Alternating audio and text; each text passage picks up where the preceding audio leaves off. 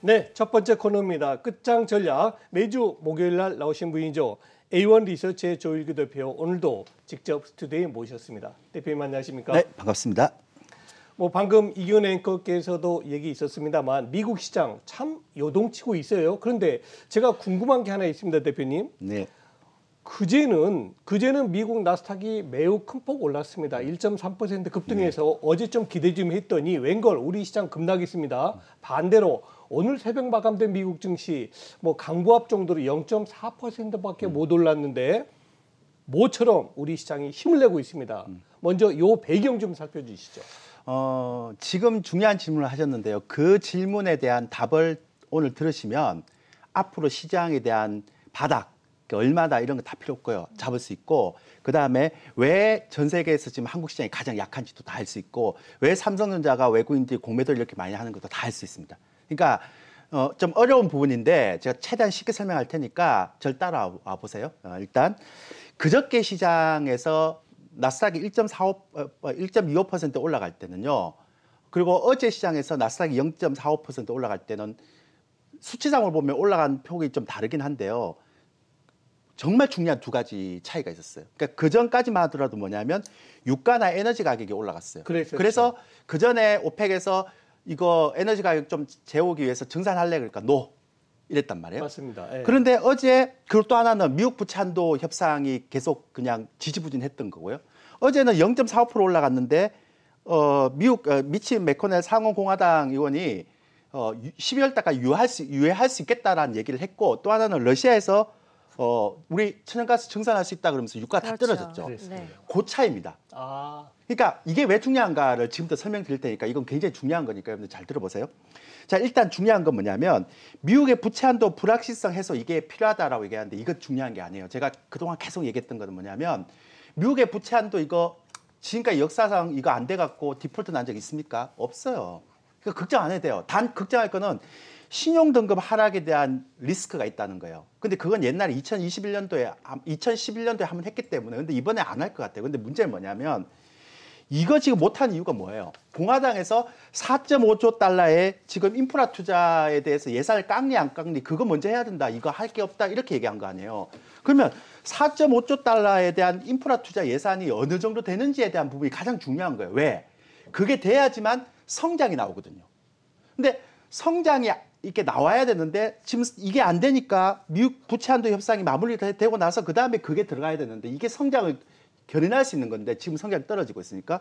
근데 성장이 안 되는 상태에서 4.5달러가 계속 이렇게 지금 이게 인프라 투자가 안 되면 성장이 계속 못 올라가잖아요. 원래 성장이 못 올라가면 금리가 떨어져야 되거든요. 근데 금리 올라가고 있어요. 왜? 지금 미국의 임금 상승률 계속 올라가고 있죠. 그 다음에 파월이 그랬잖아요. 9월 FOMC 때. 와, 이거 공급에 대한 병목 현상으로 인플레이션 일시적인 게 아닌 것 같다. 그리고 지금 어제 천만다행으로 러시아에서 이렇게 증산한다고 그랬니까 그 전까지 계속 올라갔죠. 이러니까 그러니까 물가가 올라가 버리니까 성장이 올라갈 수 있는 4.5조 달러 인프라 투자가 지금 계속 정체된 상태에서 물가가 계속 올라가 버리니까 긴축을 해야 되잖아요. 근데 성장이 떨어지는데 긴축하면 어떤 상황이 옵니까?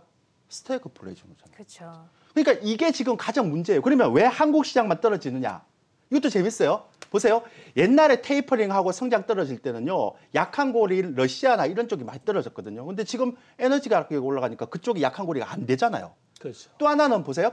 지금 에너지 가격 올라가는 상태에서 성장이 떨어지는데 물가가 올라가고 긴축이 되게 되면 선진국이 떨어지겠어요? 이머징이 떨어지겠어요? 다 이머징 떨어지죠. 근데 이머징 중에서 에너지 관련 쪽 빼면 집중 타겟 있는 건 뭐예요? 한국밖에 없죠. 그러니까 성장이 안 올라가는데 금리가 만약에 올라가 버리면 가장 타겟이 한국이에요. 근데 그 한국에서 외국인들이 가장 중요하게 생각하는 건 뭐예요? 성장이 안 올라가고 금리가 올라갔을 때 치명적인 건 뭐예요? IT. 그중에 삼성전자. 이렇게 되는 거죠. 그러니까 삼성전자 공매도를 굉장히 많이 치는 거예요. 그러니까 이해되세요? 그러니까 나스닥이 올라갔다 떨어졌다 이게 중요한 게 아니라 미국 부채 한도 협상이 끝나고 나서 4.5조 달러 인프라 투자가 통과되느냐 안 되느냐. 그게 주느냐 주지 않느냐. 그리고 유가가 떨어지고 에너지 가격이 떨어져서 그 인플레이션에 대한 기대감이 떨어지느냐 안 떨어지느냐가 한국 증시를 올릴 수 있는 키포인트예요. 근데 재밌는 건 11월 3일 날 FOMC가 있어요.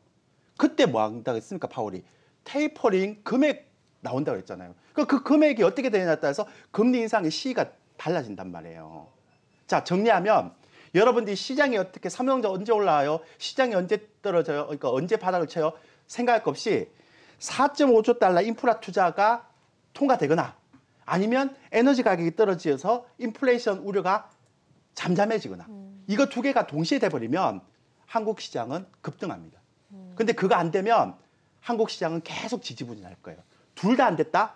한국 시장 2,700도 볼 수 있습니다. 네. 이해되셨나요? 네. 그래서 제가 이 얘기를 지금한테 드리는 거고요. 그래서 FOMC 11월 FOMC 회의 때까지 에너지 가격 어떻게 움직이는지를 잘 봐야 되고 4.5조 달러 인프라 투자 통과되는지 안 통과되는지 통과되더라도요. 금액이 대폭 삭감되고 3조 달러 이러면 힘들어요. 그러니까 4조 달러 이렇게 돼야 되는 거죠. 그래서 지금 나스닥하고 그 국내 증시하고 디커플링 되는 것처럼 보이지만 그 이면을 들어가 보면 이런 차이가 있다는 것들을 말씀드리는 거예요. 네, 그렇군요. 그러면 우리 시장에서 이제 앞으로 우리가 주목해야 될 포인트로 인프라 투자 부분의 통과 기대감 그리고 에너지 가격이 떨어지느냐 이 부분을 좀 중점적으로 봐야 된다라고 하셨는데 그러면 대표님 개인적인 의견은 앞으로 어떻게 전망을 하시고 이런 전망을 갖고 계시다면 어떤 전략을 앞으로 가져가는 게 맞다라고 보세요? 일단 기본적으로 저는 러시아가 그렇게 해서 되는 게 아니라 오펙에서 증산해야 돼요. 왜냐하면 지금 보세요. 중국이 친환경 재생에너지 쪽으로 가겠다는 거잖아요. 그러면 보세요, 여러분들 공장이나 모든 것들이 아직까지는 화석 연료를 쓰고 있는 입장에서 정책만 그렇게 가버리면 그럼 어떻게 돼요? 수요와 공급의 밸런스가 무너지잖아요. 그러니까 계속 고공행진할 수밖에 없는 거예요. 그러면 오펙에서 증산을 하지 않으면 이 에너지 가격이 올라갈 수가 없어요. 그리고 앞으로 여러분들이 이제는 실업률 보면 안 돼요. 미국의 경제 지표에서 뭘 봐야 됩니까? 임금 상승률이 어떻게 되는지를 봐야 돼요. 왜냐하면 임금은 한번 올라가면 잘 안 꺾이거든요. 그래서 이런 부분이 굉장히 중요한 것 같고요. 그러면 결론적으로 해서 이런 물가에 대한 부분들 그리고 4.5조 달러의 인프라 투자 통과되기 전까지는 이거와 연관없는 세트를 봐야 될 거 아니에요. 그렇군요. 그래서 제가 그동안 계속 뭐였습니까? 탄소 배출권 관련해서 그리고 컨텐츠 엔터 그다음에 소 뭐 이런 거 계속 얘기했던 이유가 바로 그거예요. 왜냐하면 그쪽과 그러니까 떨어져 있기 때문에. 그리고 반대로 성장주 계속 왔던 이런 것들은 성장이 떨어지고 금리 올라가면 치명적이거든요. 특히 IT. 근데 병목 현상까지 더 심해지니까 당연히 2분기 안 좋죠. 그리고 또 하나는 지금 4분기 제가 수출 증가율 제가 지난번에 나왔을 때 뭐 수출 호조다 이럴 때 이러면 안 된다. 원래 안 좋을 때 이런 좋은 기사 나온다 이랬죠. 4분기 지금 수출 증가율 둔화됐죠. 그리고 중국 성장률 둔화됐잖아요. 마찬가지예요. 그러니까 이럴 때는 철저하게 인플레이션이나 4.5조 달러 인프라 투자가 통과돼서 성장률이 올라갈 수 있다는 기대가 확정되기 전까지는 이쪽은 피해야 된단 말이에요. 그래서 제가 지난주에 그렇게 가는 쪽으로 얘기를 하고 아직도 마찬가지입니다. 근데 되게 중요한 게 하나 있어요. 일단은 제가 코스피 구간별로 제가 투자 전략 한번 잡아드릴게요. 저는 2,850에서 2,870을 보고 있는데요. 이것도 만약에 제가 아까 말씀드렸죠. 4.5조 달러 인프라 투자 안 되고 오펙에서 정산 안 돼서 계속 올라가면 2,700도 볼 수 있어요. 근데 저는 된다라고 생각하고 어제 러시아의 움직임 때문에 이렇게 잡은 거예요. 그럼 있게 되면 대형주가 저점이 될 수 있어요. 왜냐하면 제가 계산해보니까 2,850 정도 되니까 배당 수익이 1.3이 나오더라고요. 0.8에서. 네. 그러면 당연히 이쪽으로 들어갈 수 있죠. 근데 이게 중요한 게 아니에요. 무조건 제가 말씀드렸죠. 성장이 올라가고 금리가 그러니까 그 인플레이션 우려가 떨어져야지만 우리 쪽에서 유리한 겁니다. 그거 두 가지를 반드시 챙겨줘야 되고요. 그러면 이때는 이제 낙폭과대 기술적 반등주를 봐야 되고요. 그다음에 어디까지 반등을 할 수 있느냐, 뭐 이런 분위기가 계속 나온다. 뭐 부채 한도 협상이 잘 되고 있고, 뭐 인프라 투자가 뭐 잘 해결되고 있다. 뭐 이런 호재가 계속 나오면 아마 3,030에서 3,050까지 나올 수 있어요. 두 개가 단지 해결돼 버리면 이제 그다음에 다시 올라가는 거죠. 네. 그래서 이때는 이제 향후 주도주가 윤곽이 나올 건데 지금 낙폭과대주 어떻게 팔겠어요? 지금 팔겠습니까? 앵커분들 주식이랑 팔겠어요. 못 팔죠. 네. 그래서 제가 볼 때는 한 3,040에서 3,050 정도 되면 그때 종목을 교체해 준 게 좋다. 근데 그보다 중요한 건 아까 말씀드렸습니다. 인프라 투자 4.5조 달러 그리고 오펙의 정산 이거 안 되면 지금 이머징 마켓에서 한국만 계속 소외되는 장세는 계속 지낼 수 있다. 그러니까 지수가 어디예요? 어디가 바닥이에요? 삼성전자 어디가 바닥이에요? 이거 보지 말고 그것만 보시면 돼요. 그거 이제 조만간 나옵니다. 미국의 임금 상승. 계속 나오잖아요. 시간당 임금 상승 이런 것들 계속 봐야 됩니다. 왜냐하면 인플레이션에 대한 지표 계속 봐야 됩니다. 그리고 4.5조 달러 인프라 투자 안 되면 성장이 계속 떨어지기 때문에 왜냐하면 그것밖에 없어요. 그거 두 개만 여러분들이 보시면 시장 흐름을 크게 잡을 수 있다. 그전에는 그거하고 반대쪽에 있는 섹터를 계속 하시라. 이렇게 얘기 드리겠습니다. 네, 알겠습니다. 최근 시장이 워낙에 혼란스럽기 때문에 어디에 포인트를 잡아야 될지 많은 분들 궁금하셨을 텐데 그 포인트를 아주 잘 짚어주신 것 같아요. 자, 지금까지 A1 리서치의 조일교 대표와 함께했습니다. 고맙습니다.